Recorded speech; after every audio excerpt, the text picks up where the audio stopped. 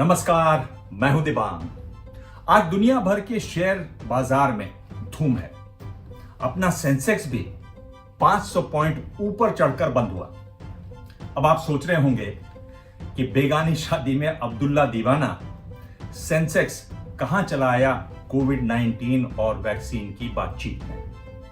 दरअसल ये सब बताने के लिए कि दुनिया कितनी इंटरकनेक्टेड है। बाजार में जो उछाल आया है उसकी बड़ी वजह है कि कोविड-19 के खिलाफ बन रही वैक्सीन के बारे में पॉजिटिव रिपोर्ट आई है। तो क्या ऑक्सफोर्ड यूनिवर्सिटी और एस्ट्राजेनेका ने वैक्सीन बना ली है? इस वैक्सीन के साइड इफेक्ट्स क्या हैं? किसी भी वैक्सीन के तीसरे फेज के ट्रायल में क्या लोचा हो सकता है? बाजार में ऑक्सफोर्ड यूनिवर्सिटी की वैक्सीन कब तक आएगी? और ये जानना जरूरी है आपके लिए कि इसके कितने डोजेस अब तक बिक चुके हैं। आज इसी पर होगी बात।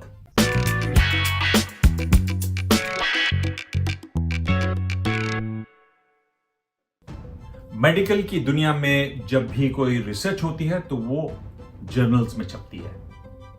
ऐसा ही रेप्यूटेड जर्नल है इंग्लैंड का द लैंसेट। द लैंसेट में खबर छपी एस्ट्राजेनेका और ऑक्सफोर्ड यूनिवर्सिटी की वैक्सीन के बारे में। बताया गया कि वैक्सीन सुरक्षित है और ज्यादा महत्वपूर्ण असरदार है।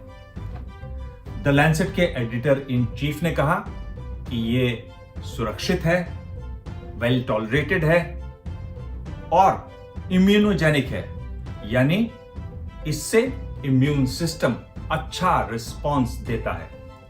वैक्सीन के साइड इफेक्ट्स कोई बहुत ज्यादा नहीं, सरदर्द, हल्का बुखार और ठंड लगना। जिन लोगों को यह वैक्सीन के डोज ज्यादा दिए गए, जहां इंजेक्शन लगा वहां थोड़ी स्वेलिंग और दर्द।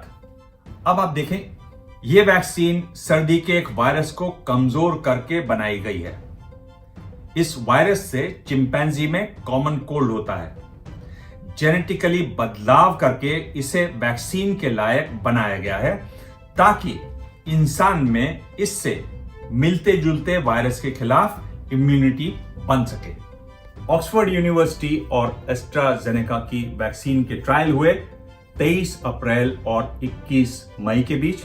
1077 volunteers, phase 1, phase 2, single blind randomized controlled trial.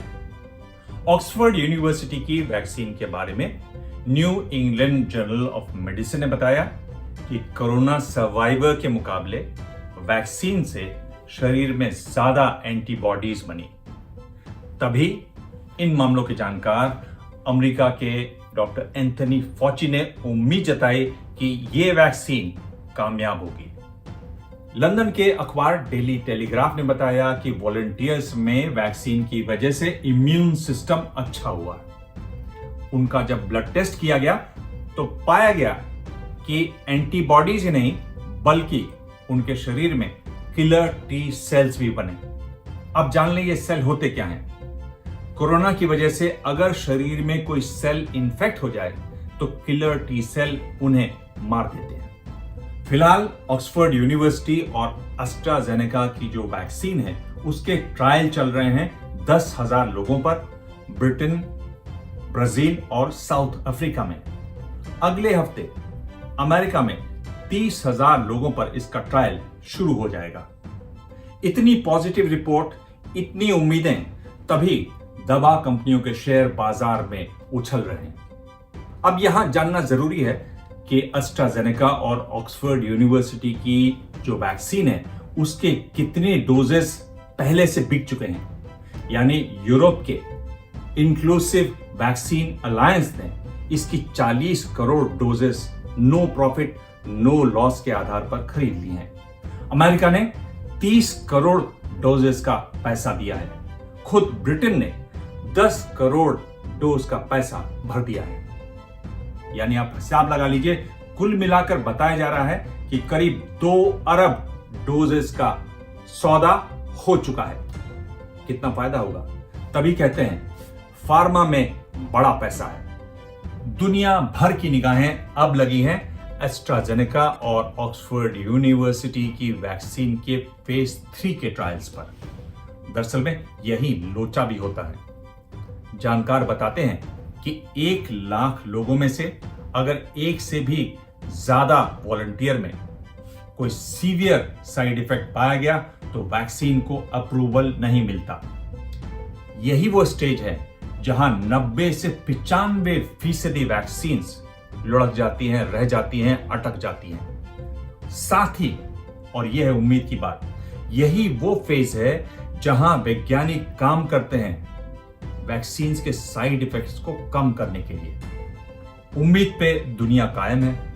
उम्मीद है ये वैक्सीन कामयाब हो। इस बारे में आप कुछ कमेंट करना चाहें या कोई और सवाल पूछना चाहें तो मैसेज बॉक्स में अपना मैसेज जरूर छोड़ें। आपके मैसेज में पढ़ता हूं, उनके जवाब भी देता हूं। और आप चाहें तो मुझे ट्विटर पर मैसेज भेज सकते हैं, वहां मैं ज्यादा होता हूं। मेरा हैंडल है @dibang DIBANG। धन्यवाद। ABP न्यूज आपको रखे आगे।